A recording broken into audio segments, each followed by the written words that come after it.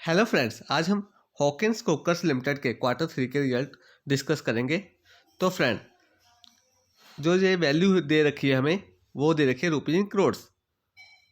और ये रहे हमारे करंट क्वार्टर के रिजल्ट, ये हमारे लास्ट क्वार्टर 2 20 के रिजल्ट, ये पिछले साल same quarter date is quarter 3 19 के रिजल्ट। तो सबसे पहले देख लेते हैं रिवेन्यू फ्रॉम ऑपरेशन। वो कितने हैं? 231 करोड़ रुपये इस क्वार्टर का। और अदर इनकम है 2 करोड़ 62 लाख। तो इस क्वार्टर की जो टोटल इनकम है, टोटल रिवेन्यू है, वो कितना है? 233 करोड़। पिछले क्वार्टर का था 194 करोड़ और पिछले साल सेम क्वार्टर का था 194 करोड़।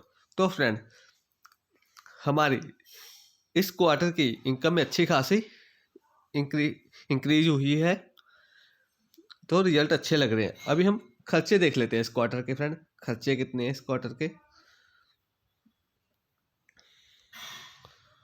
तो देखिए फ्रेंड, इस क्वार्टर के जो खर्चे हैं वो है 201 करोड़ रुपए।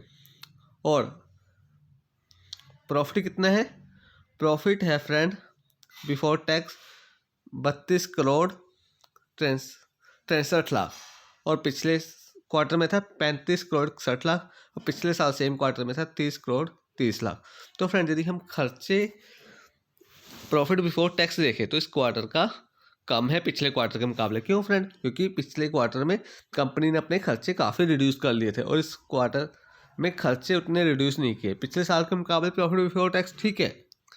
तो फ्रेंड, इसका क्या मीनिंग हुआ कि हम कंपनी का ऑपरेटिंग मार्जिन कम हो गया है इस क्वार्टर का पिछले क्वार्टर के मुकाबले। पिछले क्वार्टर में काफ़ी अच्छा ऑपरेटिंग मार्जिन था, क्योंकि इनकम ऑलमोस्ट सेम थे पिछले क्वार्टर पिछले साल के सेम क्वार्टर की। तो पिछले साल कंपनी ने खर्चे काफ़ी कम किए, जिसकी वजह से उनका प्रॉफिट अच्छा खासा बढ़ गया था। तो चलिए अभी देख लेते हैं प्रॉफिट आफ्टर टैक्स। तो प्रॉफिट आफ्टर टैक्स कितना है कंपनी का? वो है 24.22 करोड़। पिछले क्वार्टर में था 25.99 करोड़ और पिछले साल सेम क्वार्टर में था 22.49 करोड़। तो चलिए फ्रेंड, अभी देख लेते हैं अर्निंग पर शेयर। तो हमें पता लग जाएगा कि कंपनी के रिजल्ट कितने अच्छे हैं कितने बुरे हैं।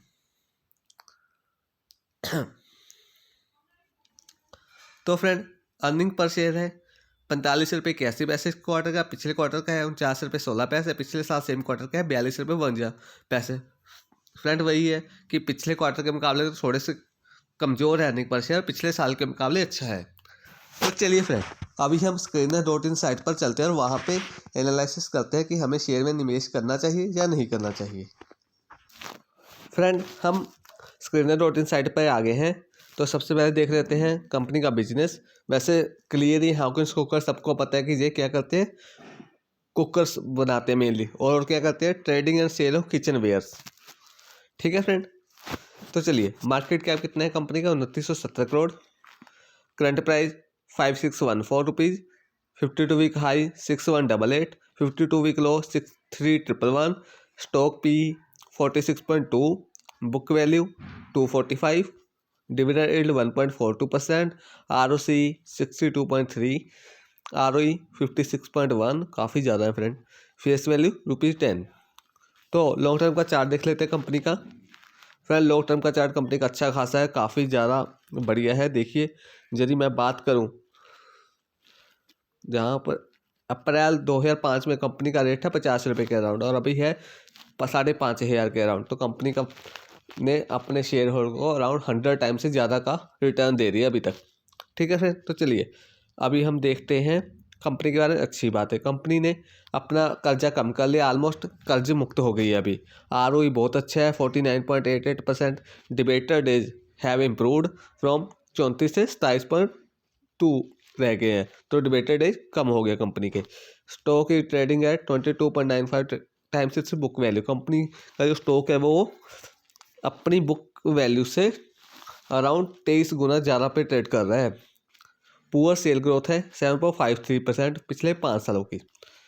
तो चलिए फ्रेंड, अभी हम पिछले साल की डाटा एनालिसिस करते हैं कि कंपनी का कैसा है। 2009 से हमारे पास डाटा अवेलेबल है। तो सेल्स देख लेते हैं पहले। सबसे पहले 2009 में थी 222 करोड़, 2010 में 261 करोड़, 2011 में 304 करोड़, 12 में 335 करोड़, 13 में 386 करोड़, 14 में 417 करोड़, 15 में 469 करोड़, 16 में 487 करोड़, 2017 में 512 करोड़, 18 में 553 करोड़, 19 में 653 करोड़, 20 में 674 करोड़, इस साल की लग रही है 633 करोड़। तो फ्रेंड देखिए, यदि मैं बात करूं 2009 में थी 222 और इस साल की लग रही है 633, अराउंड 2.5 टाइम से ज़्यादा सेल बढ़ गई है। तो कंपनी की सेल अच्छी खासी बढ़ रही है। ठीक है फ्रेंड, ग्रोथ मेरे को बेकार नहीं लगी, अच्छी लगी है। अभी ऑपरेटिंग मार्जिन देखते हैं कंपनी का, वो कितना है। 9 में था 13%, 10 में हो गया 21%, 11 में 16%, 12 में 14%, 13 में 13%, 14 में 14%, 15 में 11%, 16 में 14%, 17 में 14%, 18 में 13%, 19 में 13%, 20 में 15%, इस साल 15%। तो फ्रेंड्स जो ऑपरेटिंग मार्जिन है वो कंपनी का ऑलमोस्ट कांस्टेंट है, 13 से स्टार्ट होगा, कभी 21 हो गया। तो मे भी कंपनी के जो प्रोडक्ट में आते हैं वो स्टील में आते हैं, वो स्टील के प्राइस में काफ़ी ज़्यादा फेवरेबल होता रहता है, इसलिए इनका ऑपरेटिंग मार्जिन भी काफ़ी ज़्यादा बढ़ता घटता रहता है। तो अभी 15% है। ठीक है फ्रेंड, एवरेज है ऑपरेटिंग मार्जिन, कुछ ज़्यादा ख़राब भी नहीं है, ज़्यादा अच्छा भी नहीं है। अभी बात करते हैं अर्निंग पर शेयर की। 2009 में थी अर्निंग पर शेयर 36 रुपये 16 पैसे, 2010 में 69 रुपये 67 पैसे, 11 में 60 रुपये 6 पैसे, 12 में 56 रुपये 99 पैसे, 12 में 64 रुपये 49 पैसे, 14 में 72 रुपये 39 पैसे, 15 में 60 रुपये 74 पैसे, 16 में 76 रुपये 29 पैसे, 17 में 99 रुपये 68 पैसे, 18 में 92 रुपये 6 पैसे, 19 में 102 रुपये, 20 में 137 और इस साल का लग रहा है 121 रुपये।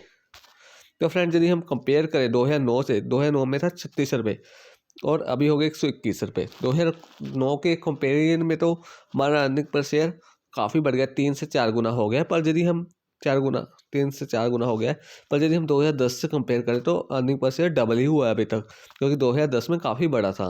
2010 में क्यों बढ़ गया था, इनका ऑपरेटिंग मार्जिन काफ़ी ज़्यादा बढ़ गया था 2010 में। पर चलिए, वैसे ठीक है, अच्छा खासा है, तो कंपनी एक अच्छी लग रही है अभी तक के डाटा से।